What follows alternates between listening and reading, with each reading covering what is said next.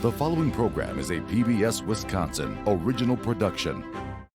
So we are here today to take the funds from that veto, introduce legislation to return that money to the taxpayer. Basically, we're giving the governor a second chance to do the right thing. Republicans float another tax plan, and a visit to Wisconsin from the First Lady focuses on health care, as costs for 10 Medicare drugs could soon deflate. I'm Frederica Freiberg. Tonight on Here and Now, analysis of the new GOP tax proposal, insights into the dysfunction on the state's high court, the latest attempts to remove the elections administrator, and what kind of relief Medicare recipients can expect to see on drug prices. It's Here and Now for September 1. Funding for Here and Now is provided by the Focus Fund for Journalism and Friends of PBS Wisconsin.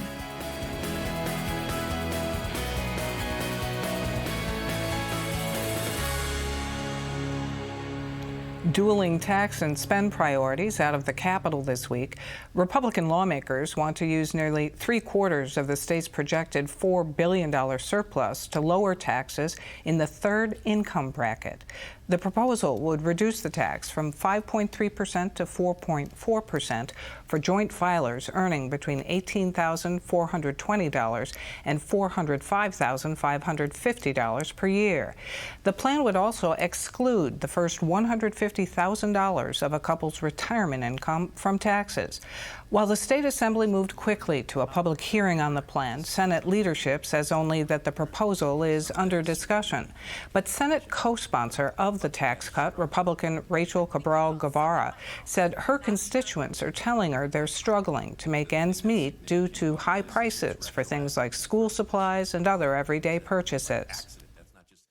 All of these little costs are adding up, and we're sitting on all this money that these individuals have earned and paid in. It needs to go back. Governor Tony Evers says he would like to consider the plan, but his office has concerns it would jeopardize more than $2 billion in federal relief funds, which states are prohibited from using to offset tax reductions. He also wants Republicans to consider funding his priorities like child care and the university system. Here to unpack this proposal, Jason Stein from the Wisconsin Policy Forum. And Jason, thanks very much for being here. My pleasure. Thanks for having me. So the retirement income exclusion up to $150,000 is new. What is your reaction to that proposal in this package? I mean, it's obviously something that could be a popular proposal. It's a group that has many vulnerable people in it, also has many voters in it, and that's something that's always in mind for politicians.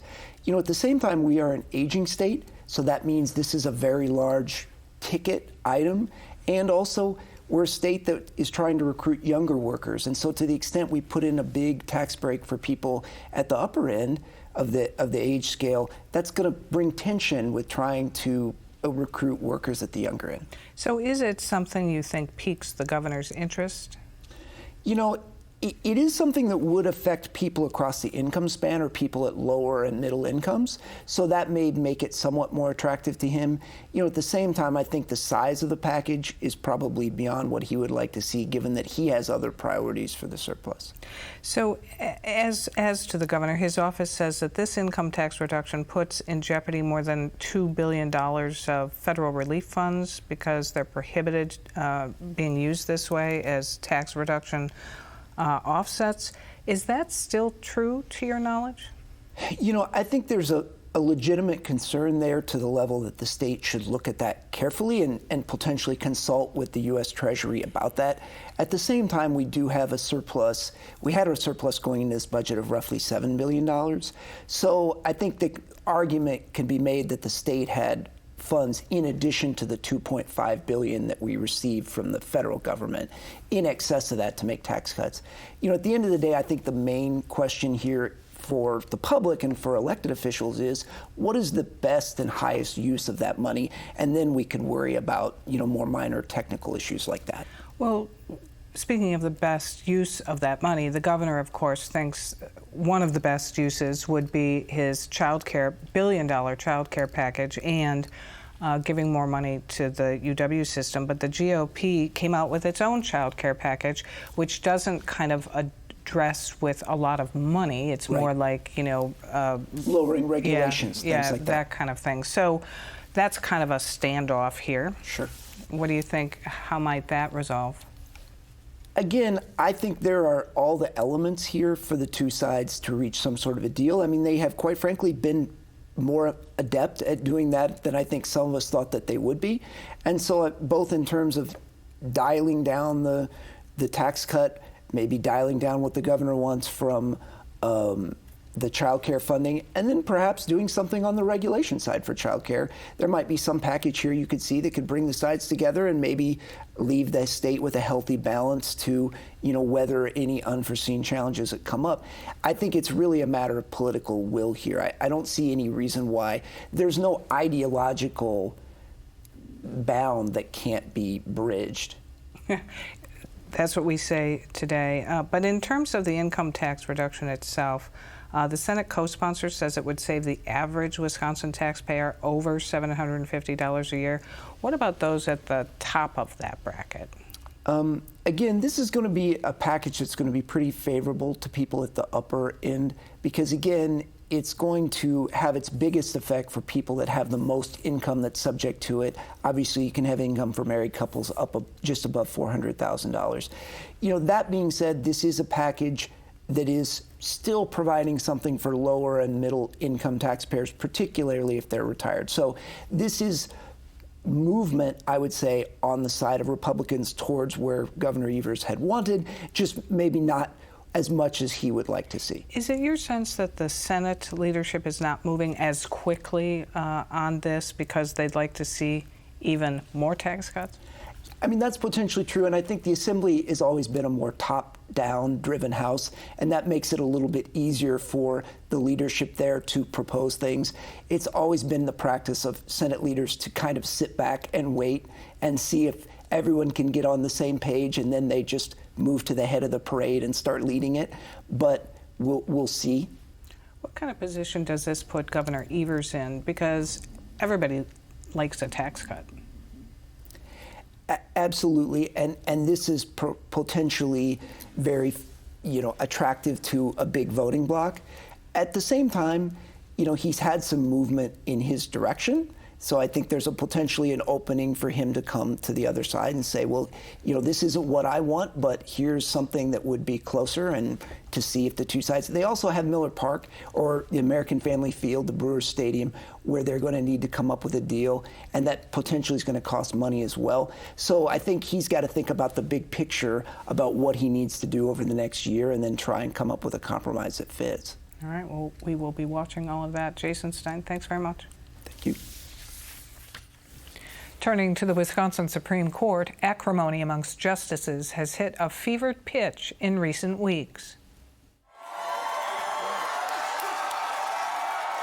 With the liberal wing newly in the majority, conservatives are expressing the sting of being in the 4-3 minority. There are actions causing the infighting, like the liberal justices firing and replacing a court director.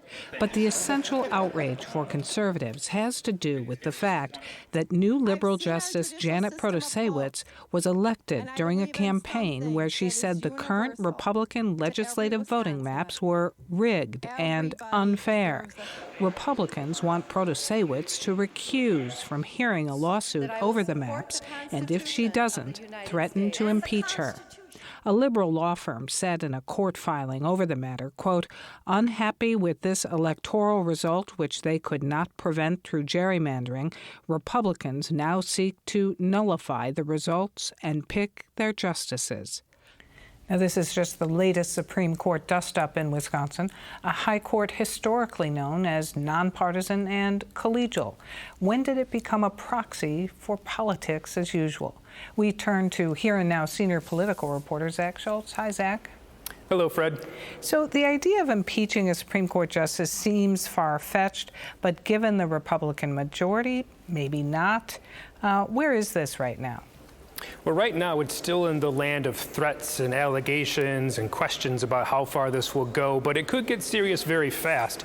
The Assembly Republicans can certainly be happy to present this. They could likely get this passed through their chamber. Whether it would actually go all the way through the Senate and have all 22 Republicans in the Senate vote to impeach seems questionable, more questionable than whether the Assembly can do it. But then there's questions of what happens in the meantime. And even if there is impeachment charges brought forward, is that enough to throw enough chaos or slow down a process to mean that perhaps these redistricting maps that are being talked about, if the court takes the case, may not be in effect until after 2024, which is ultimately what Republicans would like to see happen, delay any changes to the maps that give them their power. Yeah, indeed. So we think of this as a major and possibly an unseemly kind of fight with major implications, but it's not the first trouble the court has spilled into the public eye.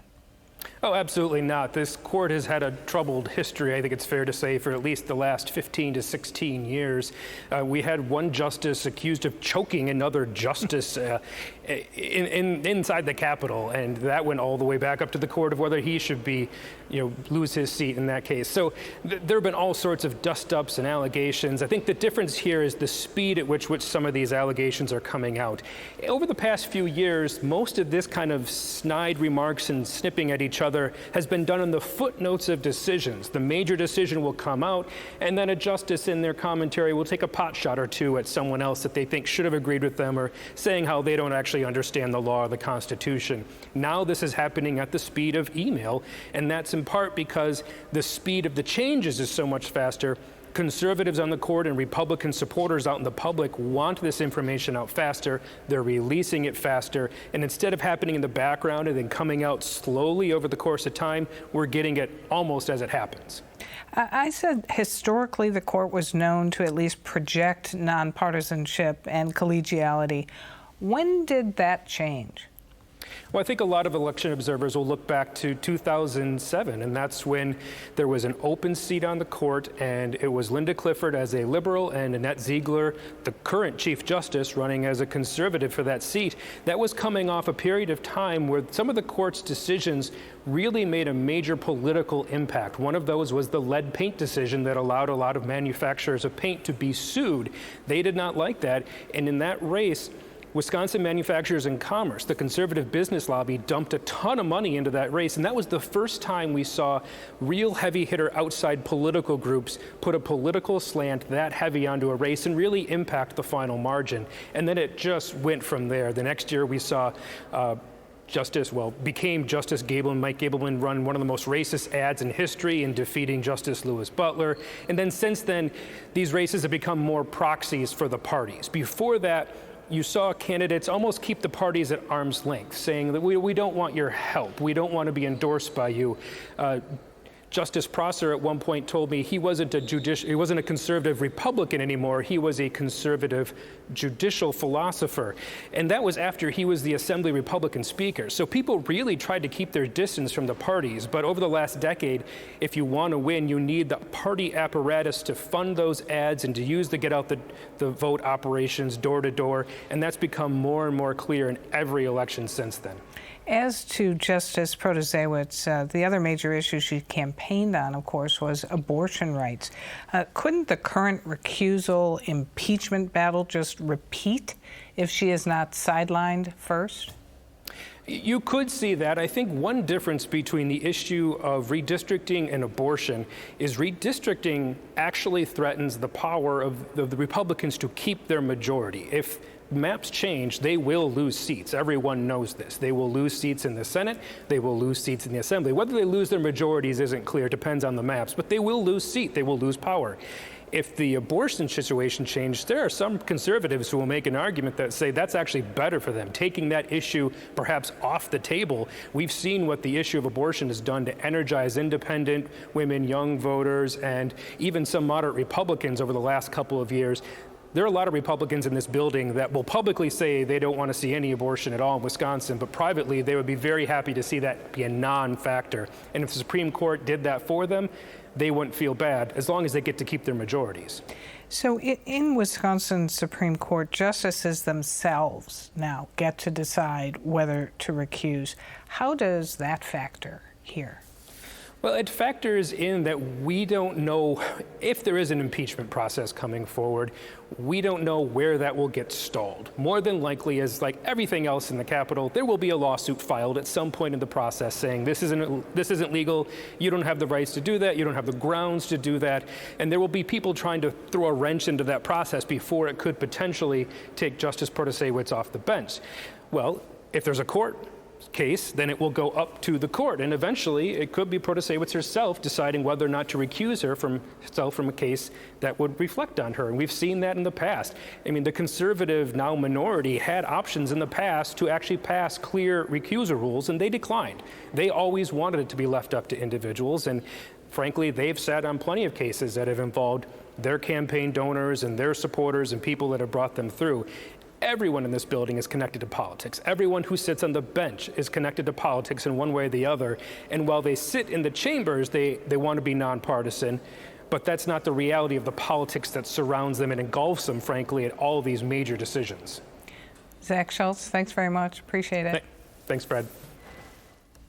Speaking of the Wisconsin courts, the question of whether the administrator of the Wisconsin Elections Commission will keep her job will likely be decided in the courts. Republicans in the legislature want to see Megan Wolf removed from her position, and they held a public hearing this week on her renomination to run the Elections Commission, except she hasn't technically been renominated, and Democrats called the hearing a sham. The room was full of election conspiracy theorists like Mike Gableman, who was called an embarrassment to the state by Assembly Speaker Robin Vos after Gableman's election investigation cost the taxpayers millions of dollars and produced no evidence of fraud or wrongdoing.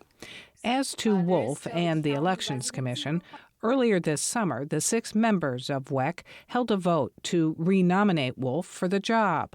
The 3 Republicans voted yes, hoping to send her name to the Republican Senate, where the GOP said they would vote her down, effectively firing her. But the 3 Democrats on the commission abstained from voting, and since state law requires 4 votes for a nomination, Wolf is able to continue to stay on, even as her term has expired. Democratic Attorney General Josh Kaul advised Wolf not to attend the hearing, citing a case called Lost in the Supreme Court in 2022, in which the High Court ruled Fred Prane could stay on the Natural Resources Board past his term.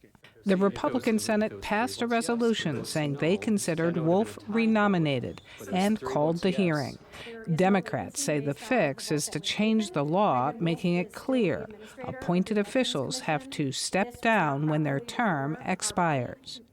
I guess I would just say in terms of the legislature giving away its authority, we're the ones that empowered the 6-member bipartisan commission with the ability to have the first say in the process of appointing an administrator, and they've taken a vote and they have not made a nomination. So if we don't like that, we're welcome to change statute, but that's the statute that this legislature created. Just unfortunate that we are going to wind up back in court for trying to exercise our own authority, and it was never intended this to play out this way. And if it was by some, we knew this was going to happen, then we purposely wrote really bad legislation, which I don't think was anyone's intention. 10 life-saving prescription drugs could soon cost less for anyone enrolled in Medicare Part D. That's roughly 1.1 million Wisconsinites.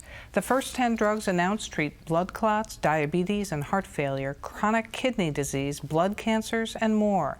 Additional drugs to be negotiated are expected.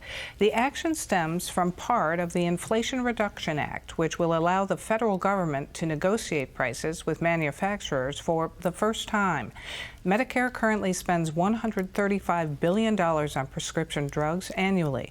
The savings will allow it to shore up finances, according to the AARP, and eventually lead to lower Part PD premiums. For more, we're joined by AARP Wisconsin Director of Advocacy, Martin Hernandez. And thanks very much for being here. No, thank you for having me. So how meaningful is it that the federal government, for the first time, will be able to negotiate these drug prices? We know that Americans have some of, if not the highest drug prices in the world. And so being able to negotiate for these first 10 drugs is a historic first step in relief for all Americans, but especially older Americans who we already know are on a fixed income in many cases. And a lot of times they're the ones who are taking the majority of these prescription drugs. How much could this help lower out-of-pocket costs for these seniors? So we're looking at a potential reduction of in the millions of dollars overall when we look at the total savings, not just for these 10 drugs, but then additional ones that will get added on to this plan in the future. Because these drugs are the kinds of drugs that many seniors take. They're for things, as we described, like blood clots and heart disease and that kind of thing. So they chose these drugs in particular? They reached out. There was a lot of public hearing sessions done in order to determine which are the 10 drugs that were going to be included on this first batch. And that will continue happening as they add more and more drugs. There will be 15 more added in 2027, hopefully, with another 20 added to the negotiation by 2029, getting us up to a potential 60 drugs covered by this negotiation process. Because the White House fact sheet on this said that for enrollees without additional financial assistance, average annual out-of-pocket costs for these drugs were as high as nearly $6,500 per enrollee last year. What happens to people who simply cannot afford that? Well, the unfortunate circumstance that happens is many seniors either will go without their prescription or they will ration it out, where they might take half of a pill when they should be taking a full dose for that day. And obviously we know that that has many detrimental effects to their health. It seems counterintuitive that seniors, many of them on fixed incomes, have to pay that kind of money for prescription drugs. What has been the reaction from your members to this? I think this was an exciting first step.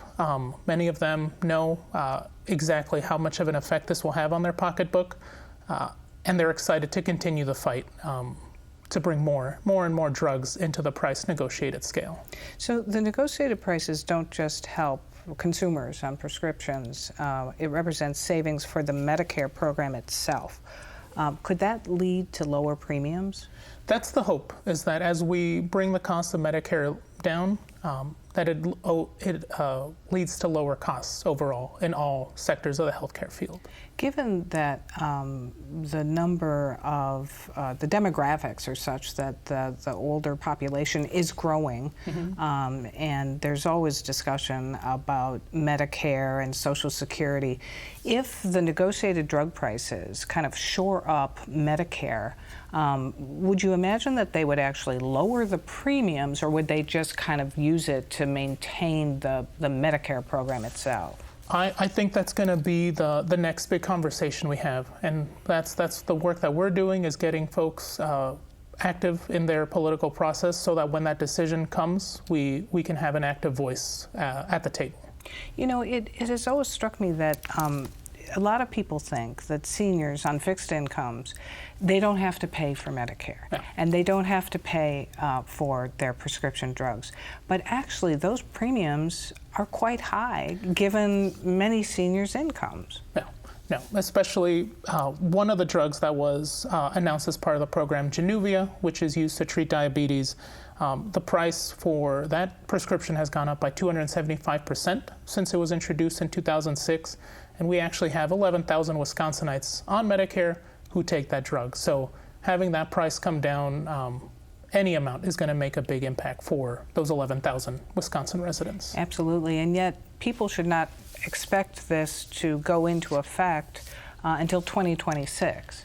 2026 is the goal for getting this implemented. There are unfortunately lawsuits by the drug manufacturers. Our hope is that it doesn't delay the implementation. It's been long coming, this relief for all Americans, especially older Americans, and our hope is that come 2026, we can start rolling out the plan and then adding additional drugs. So there are lawsuits on the part of drug makers over these, negotiating these prices. But couldn't the federal government say, well, fine, you don't want to do this, then you are not going to have, you can't be part of the Medicare program? That is one option that they have. We're hoping that it doesn't have to come to that much of a head off. The drug manufacturers can still make a healthy profit. That is our stance, is that even with these negotiated prices, they can still make a healthy profit, innovate on new drugs, while still providing, again, that lower cost for their consumers. It is true, too, that the cost of insulin has been capped. Yes. What is that like for your members? That was a big first step, is capping insulin. Right now it's capped at $35 a month for folks who are on Medicare Part D. AARP is definitely supportive of expanding that to all Americans, allow everyone to have access to that $35 a month cap on insulin. Because what were people having to pay? They were paying upwards of 3-4 times the amount in order to access insulin. And obviously that is a life-saving drug. It's a life-saving drug, and one that you can't go without. I think for me that's the most important part, is many of these prescriptions are the types that you go on and you have to stay on in order to maintain a healthy lifestyle. And so it's not something that someone can take and, again, either take less or ration out their prescription. Martin Hernandez, thanks very much. Thank you. For more on this and other issues facing Wisconsin, visit our website at pbswisconsin.org and then click on the News tab. That's our program for tonight. I'm Frederica Freiberg. Have a good weekend.